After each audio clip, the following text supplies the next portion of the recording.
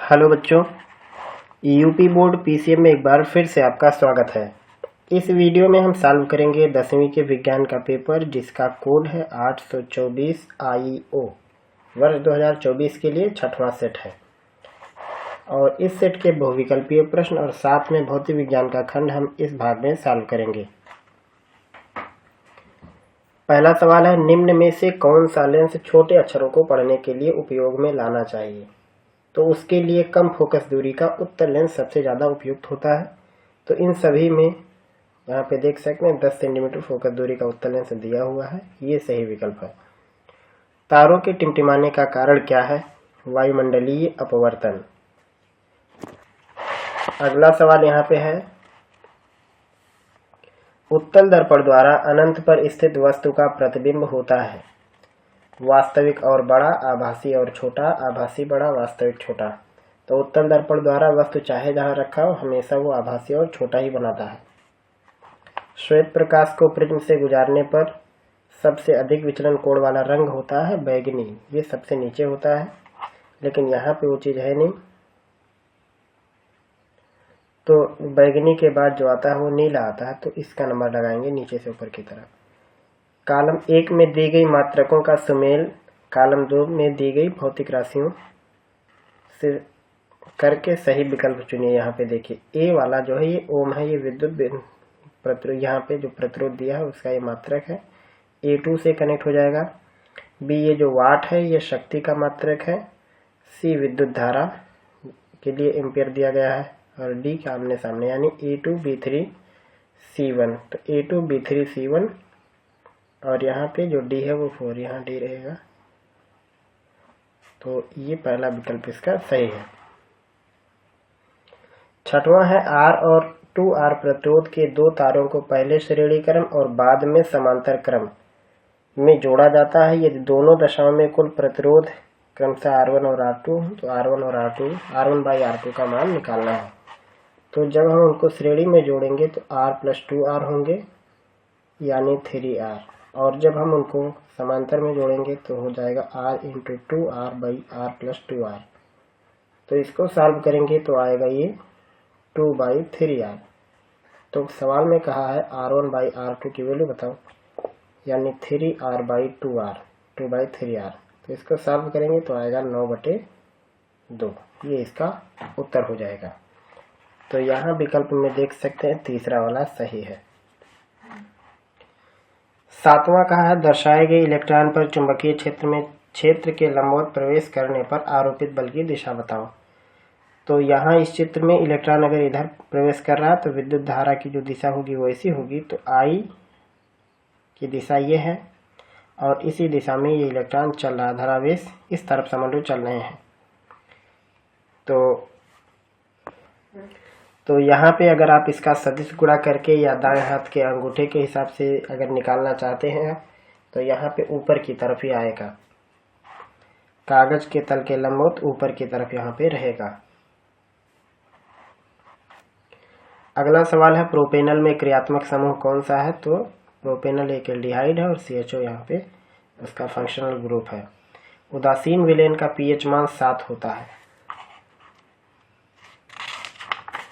और फिर अगला सवाल यहाँ देख सकते हैं आप, निम्नलिखित में कीटोन कौन सा है? तो कीटोन जो है वो प्रोपेनोन है।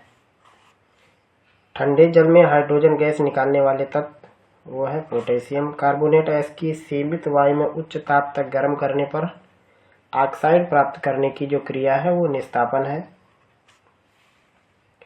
रासायनिक अपक्रिया CuSO4 + Fe उत्पाद FeSO4CO। आप यहाँ पे देख सकते हैं स्थानांतरण हो रहा है, यहाँ SO4 के साथ Cu है, इधर FeSO4 है, मतलब विस्थापन हो रहा है यहाँ पे। अगला सवाल है, स्वापोषी पोषण के लिए आवश्यक क्या है? कार्बन डाइऑक्साइड और जल है, सूर्य का प्रकाश भी है, क्लोरोफिल, यानी हमारा ये वाला विकल्प सबसे सही है, चौथा। निम्नलिखित में से कौन सा पादप हार्मोन है इसमें से? तो यहाँ पे जो दिया है टेस्टोस्टेरॉन है, साइटोकाइनिन है, उसके बाद एड्रिनेलिन है, उसके बाद थायरॉक्सिन है। तो इसमें जो साइटोकाइनिन है ये पौधों में पाया जाता है, बाकी सभी जीव जंतुओं में पाया जाता है। परागकोश में होते हैं अंडाशय है, गर्भाशय, परागकण, बाह्यदल, ये होता है। पुनर्उद्भवन या पुनर्जनन द्वारा प्रजनन किसमें होता है? हाइड्रा में भी होता है और प्लेनेरिया में भी होता है। तो ये दोनों इसके सही जवाब है। दो तंत्रिका कोशिका के मध्य खाली स्थान को कहते हैं। तो यहाँ पे जो खाली स्थान होता है उसको हम कहते हैं सिनेप्स। और उसके बाद यहाँ पे निम्न में से कौन एक परितंत्र में उत्पादक का उदाहरण है? मतलब भोजन कौन बना देता है? तो वो है हरे पौधे। और 20वां है, मेंडल ने अपने प्रयोग में मटर के पौधों के किन लक्षणों का अध्ययन किया? गोल झुर्रीदार, लंबे बौने पौधे, सफेद बैगनी फूल, ये सभी। मेंडल ने लगभग सारे एक्सपेरिमेंट कर डाले थे। अगला है, प्रकाश के प्रकीर्णन की दो प्राकृतिक घटनाएं बताइए। दृष्टि दोष कितने प्रकार के होते हैं? तो यहाँ 21वें से लेकर के जितना भी यहाँ पे सवाल दिख रहा है सभी सवालों का जवाब पहले से ही हमने अपलोड कर रखा है। या फिर कह सकते हैं आप कि इसमें जो भी चीज़ दिया हुआ एक एक हेडिंग वाइज लगभग एक घंटे के आसपास में वीडियो आपको मिलेगी। चैनल पर प्लेलिस्ट को आप विजिट कर सकते हैं और वहां से अपनी तैयारी आप और भी बेहतर तरीके से कर सकते हैं। रही बात यहाँ पे एक न्यूमेरिकल है, 500 वाट का रेफ्रिजरेटर 12 घंटा प्रतिदिन उपयोग में लाते हैं। रेफ्रिजरेटर द्वारा 30 दिन तक कितनी किलोवाट घंटा ऊर्जा प्रयोग करेगा? तो आप 500, 12 और 30 का गुणा करके 1000 से भाग कर देना है, जो आएगा जवाब आएगा। तो यहाँ पे जो एनर्जी आएगी, एनर्जी को एच या क्यू से लिखते हैं। सूत्र इसका हो जाएगा VIT, ये होता है, या फिर P × T होता है। VI को पावर ही कहते हैं। पावर यहाँ पे जो दिया हुआ है वो है 500 वाट, 12 घंटा डेली चलता है, 30 दिन तक चलाना है, बटे में 1000 कर देंगे तो ये किलोवाट घंटे में उत्तर आएगा इसका।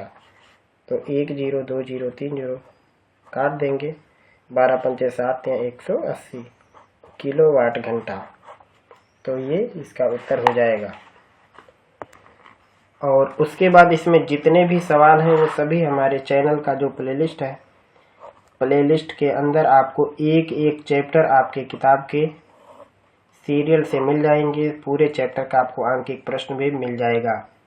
भौतिक विज्ञान के सभी सवालों का जवाब और सभी चैप्टर का सॉल्यूशन, साथ में एक एक हेडिंग को डिटेल से सिखाया गया है। और उसके बाद गणित के पहले अध्याय से लेकर के अंतिम अध्याय प्रायिकता तक के सभी सवाल और सभी प्रमेय, सभी सिद्धांतों को भी बड़ी बारीकी से समझाया गया है। तो एक बार आप हमारे चैनल पर विजिट करें और शुरुआत से देखने की कोशिश करें। उम्मीद है कि इस वीडियो में जो हमने आपको बताया समझ में आया होगा। किसी भी तरीके का कोई सवाल है तो आप हमसे पूछ सकते हैं। फिर मिलेंगे हम लोग आगे के वीडियो में आगे के टॉपिक के साथ।